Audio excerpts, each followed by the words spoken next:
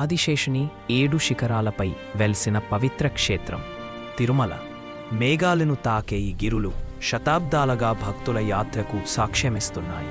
ఒకప్పుడు మార్గంలో భక్తుల అడుగులే మొదటి దారి. అడవుల్లోంచి కఠినమైన రాళ్ల మధ్యగా స్వామివారి దర్శనం కోసం సాగిన కష్టయాత్ర. కాలం మారింది, కానీ భక్తి శ్రద్ధ మాత్రం మరింతగా పెరిగింది.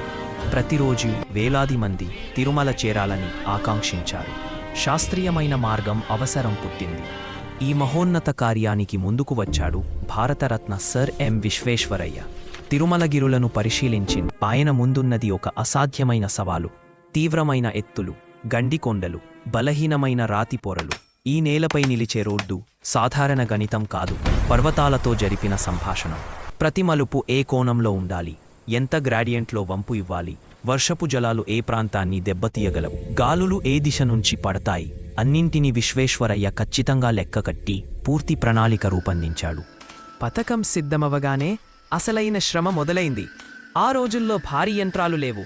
చేతులు, గొడ్డళ్ళు, తాటితాళ్లు, ఇనుపురాడ్లు ఇవే సాధనాలు.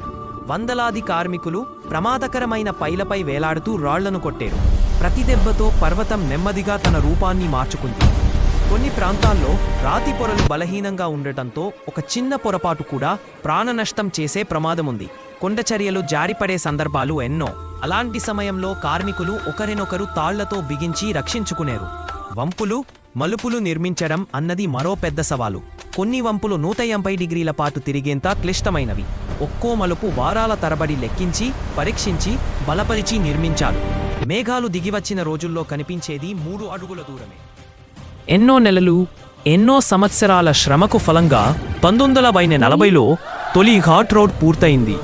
అది కేవలం రహదారి కాదు, మనిషి ధైర్యం, శ్రద్ధ, శాస్త్రం కలిసి నిర్మించిన అద్భుతం. భక్తుల సంఖ్య పెరుగుతూనే ఉండడంతో కిందకు వచ్చే వాహనాల కోసం ప్రత్యేక మార్గం అవసరమైంది. 1940ల నాటికి సాంకేతిక పరిజ్ఞానం ముందుకు వచ్చినా తిరుమలగిరుల సవాళ్లు మాత్రం మారలేదు. దృఢ సంకల్పంతో, శాస్త్రీయ పద్ధతులతో 1940ల రెండో ఘాట్ రోడ్ కూడా విజయవంతంగా పూర్తయింది.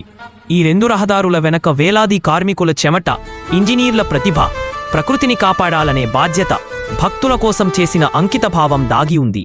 నేడు ఏరుకొండలపై భక్తులు సురక్షితంగా ప్రయాణిస్తూ స్వామివారి సాన్నిధ్యంలో ఒక దివ్య అనుభూతిని పొందుతున్నారు.